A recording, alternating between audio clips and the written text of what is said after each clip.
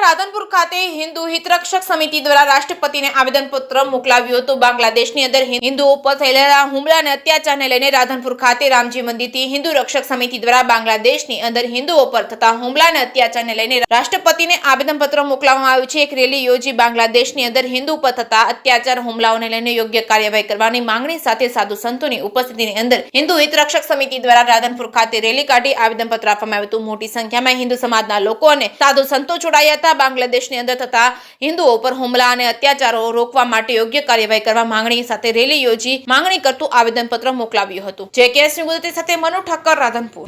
જય શરમ।